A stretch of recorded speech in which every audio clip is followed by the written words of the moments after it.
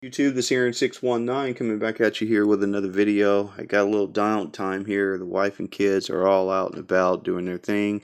I decided to stay home and have a little me time. And with that in mind, I'm going to go ahead and try to make a video here. Try to get through some of these cards in the background here so I can get them stored away. But it's Sunday. Hope everyone's doing fantastic out there. A long week for me with all these changes going on at work, but definitely wanted to make a couple of videos tonight, make a response to Pepino Man's contest, and then try to at least get through a few of these cards here in the background. So I'm going to go ahead and get started. First card I'm going to show you guys tonight is the 1964 Sonny Siebert rookie card here. Added this to my pitcher collection here because I'd read a book, this was a while back, and he just had a tremendous story behind him. And I said, wow, I think I'm going to try to go out and try to find his rookie card. And sure enough, I found one in a near mint to mint 8. But this guy was highly, highly recruited, and he wasn't always a pitcher. He was recruited as an outfielder. When Cleveland first sought him out, they were looking for an outfielder at the time, and he fit the bill. So it wasn't until he was in the minor leagues that he convinced them to give him a try at pitching. And boy, when they did that, did he shock them all, because he was absolutely incredible. He had an 11-year career here in the majors and had over 1,500 strikeouts in his two-time All-Star, along with he did pitch a no-hitter in 1966 against the Washington Senators. So just a tremendous pitcher at times, and I'm glad that I can own his rookie card here and add it to the collection. And a PSA near mint to mint 8, just an absolute stunning card. Really, really love this card. Looks really nice. Next one, a lot of folks should be familiar with Jack Morris. I mean, if you grew up in the 70s, 80s, Jack Morris to me is very underrated, and I believe should be in the Hall of Fame. He just has Hall of Fame numbers and was incredible. If you watched him, you know what this man was capable of doing. But those who don't know this guy, he had a big, long career, 17 years with over 2,400 strikeouts. And man, this guy was a 5-time All-Star, 4-time World Series champion, if I'm not mistaken, and I believe he won an MVP as well. I know he's a 2-time MLB wins leader, an AL strikeout leader, and this guy also pitched a no-hitter back in 1984. And I know folks should remember that game, because I believe that game was the game of the week. You know how they host the game of the weeks back then in 1984, man. He pitched that no-hitter against the White Sox, I believe it was, man. He was absolutely dominant. And I just can't understand for the life of me why this guy is just not in the Hall of Fame. He was magnificent at times. And but anyways, definitely wanted to add a nice rookie card of his to my collection. And this one I found in a PSA. This is a mint 9. Looks absolutely stunning. 1978 card. These cards are gorgeous, man. I really love the 1978 set. I'm going to try to pick up a few more rookie cards out of that year to add to the collection. But just a tremendous pitcher in my eyes, and he'll always be a Hall of Famer in my book. So glad I can add that rookie card to the pitcher collection. Actually, let me do it this way. I guess I'll put them out this way. Here we go. Let me see if I can get it to, how about that? See if I can get them to show up on the camera. And let's put there we go. And then the next one I don't think needs an introduction. I mean, this guy is just absolutely incredible. But Dennis Eckersley, man, will always be a favorite of mine. This guy grew up in the Bay Area. Folks may not know, but this guy was a tremendous quarterback in high school. I mean, he could have pursued a career in football if he wanted to. He was just that good. They say that, and I read something about this where they said that this guy could launch a ball from his knees. Could fire a ball at least 60 yards on his from on his knees.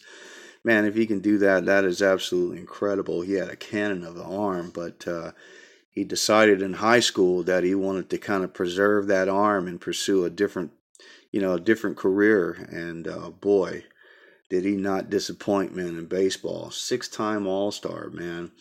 23 years in the majors with over 2,400 strikeouts, man, and 390 saves. Absolutely magnificent. World Series champion, AL MVP, Cy Young Award winner. You name it, this guy's done it all, man. I believe a two-time AL Rolaids relief man, too. And then I believe he was a save leader 2 times, if I'm not mistaken. And then I know he pitched a no-hitter for sure. Boston Red Sox is retired as his, I don't think it was Boston. I think it was Oakland Athletics who retired as number 3 number. And then he's in the Boston Red Sox Hall of Fame. So incredible rookie card here, graded in a near mint to mint 8. This one can get kind of pricey. It's a key card. He is a Hall of Famer, so anytime you get those Hall of Famer cards that are vintage cards and they're graded high, you're going to pay a premium. So I was lucky. I probably found this at a little bit less than what they normally go for.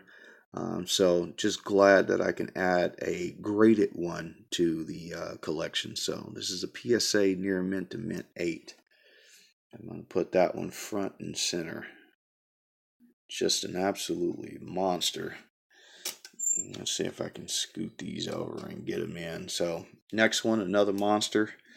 Talking about a Hall of Famer here, Bruce Sutter. Another guy that just had a magnificent career. Talking, 861 strikeouts, 300 saves, 6-time All-Star, World Series champion, man. NL Cy Young Award winner. I mean, this guy's done it all, man. 4 times Rolaids relief, man.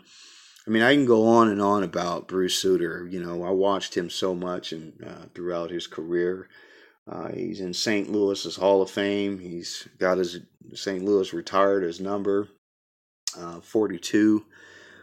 Just an incredible relief pitcher, man. And that's my thing. I love relief pitchers, man. They have a tremendous role, man. I'm telling you, it's just absolutely incredible. So glad that I can add his rookie card here. And this one's graded in a near mint to mint plus. I guess that is an 8.5. So really awesome card here. Nice and centered. The picture of it is beautiful, man. Just looks absolutely incredible in this holder. I missed out on a SGC 9 on this one. I just lost the bidding, but I sure wish that 9, because I love the PSA holders, but I'm even more attracted to the SGC holders because of that black background. And I believe if this was in that case, it would pop even more. I mean, just absolutely incredible here. So, Bruce Sutter. Let's see if I can get that. There we go. That looks a little better. And then I got one more here to get through. Look at this one right here. Absolutely incredible, man. Who can forget Burt Hooton, man? This guy was magnificent at times, man. Burt Hooton had a hell of a career, too. 14 years with over 14, I believe he had over 1,400 strikeouts for sure. He may even be close to 1,500 strikeouts, man, but he was absolutely incredible. Played for the Cubs, the Dodgers, and ended his career, I believe, with the Rangers. But the Cubs, he had a fairly decent career with. He got really good with the Dodgers and then ended it with the Rangers. When he did play with the Cubs, he did pitch a no-hitter there against the Phillies. But man's an all-star. He's a World Series champion, too, and an MVP. And this guy, too, he should have won the Cy Young Award winner in 1978. which was disappointing. I remember hearing the conversation from my aunt. My auntie was a big boy. She was a big baseball fan, and boy, she was pissed off when Burt Hooton didn't win the Cy Young Award, and I was just sitting there with her.